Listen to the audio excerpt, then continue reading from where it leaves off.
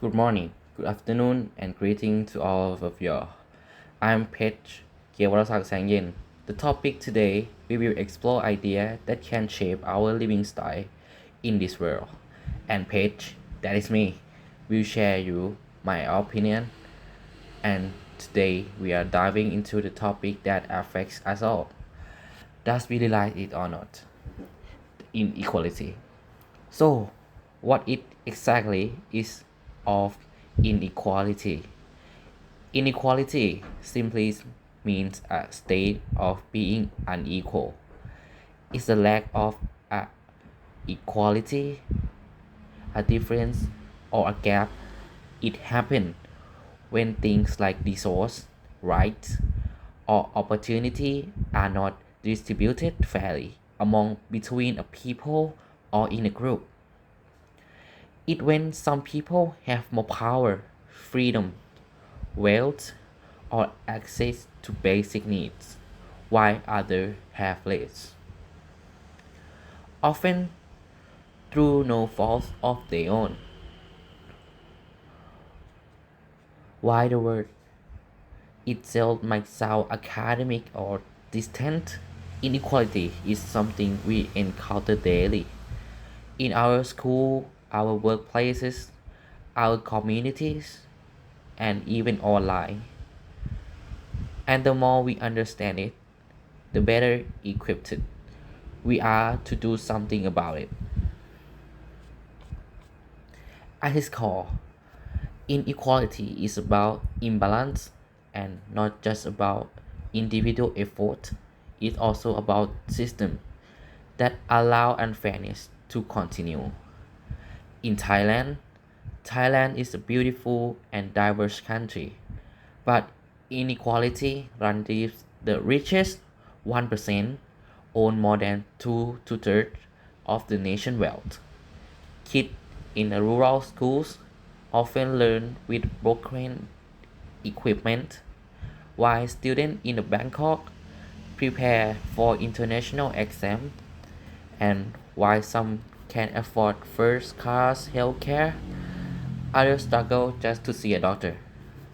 These aren't just numbers, they are daily realities. But before we continue about inequality in Thailand, I will tell you about the type of inequality. There are four major types of inequality. First one is economic inequality, and then educational inequality. Next with social inequality, and finish with health. Economic inequality. This is about the money and the wealth. Some people have more than enough to live comfortably. Others don't even have enough for basic needs like food, clothes, or rent. In Thailand, as we know, I already told you that the richest 1% of the people own more than two-thirds of the country wealth. This is a massive gap. That means a small group of people have a very large amount of money, while millions struggle to then earn a living. Economic inequality can be seen when some people live in luxury condos and others live in a crowd of slums, or when one person can afford to fly abroad, but in another doesn't have enough for the bus. Money can open doors to education, for a good job, for better health, but if only a few have that key, many are left behind. In educational inequality, you will know that not all the children get the same education. In the cities, school may have a modern buildings, good teacher, technologies. In the rural areas, school might not even have enough chairs, let alone computer or good internet. Some families can afford the tutors and private schools. Others have to choose between school or helping their family make money. In Bangkok, many students have access to a private school, tutoring, fast internet, and a modern classroom, but in the rural provinces, like in the north or the northeast, students often face underfunded schools, outdated materials, and a teacher shortage. This is educational inequality and is very serious because education gives people a power. It helps them get good jobs or live a better lives. If we want a fair society, everyone must have a good chance to learn. In a social inequality, this is when people are treated unfairly because of their background, like their race, religion, gender, or disability.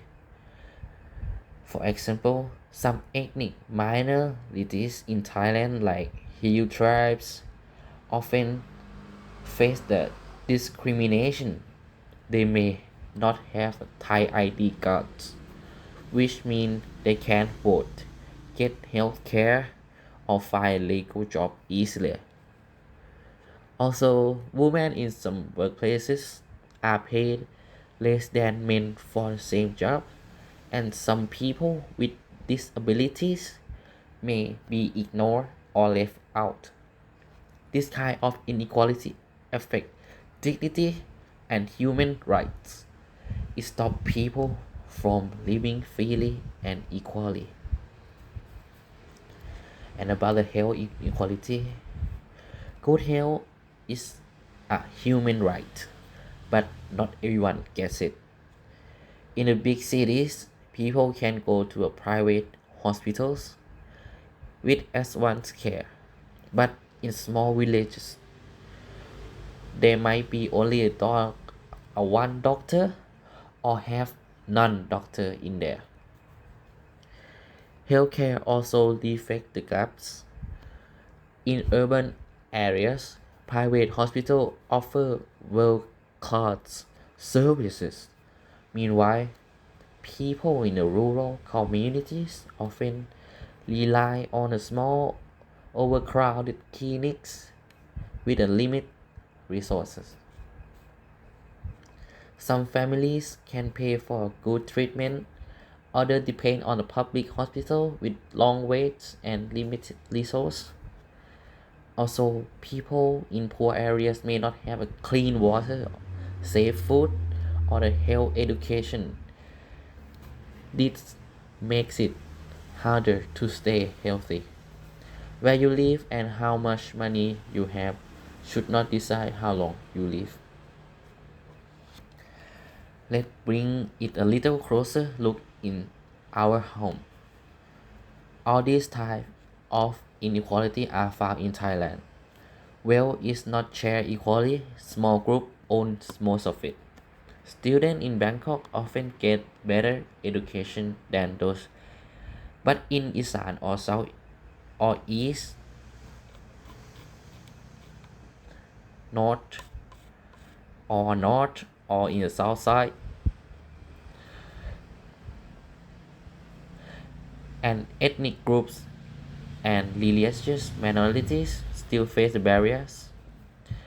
For Thailand, ethnic minorities like Hill tribe groups in the north, Muslim community in the south, inequality can mean limited access to education, healthcare, or even a basic citizenship rights. Rural areas have fewer hospitals and less healthcare access than urban ones. This issue shows us that inequality is just distant idea. It's right here, around us, and it impacts real people every day. Someone might ask, can we fix inequality?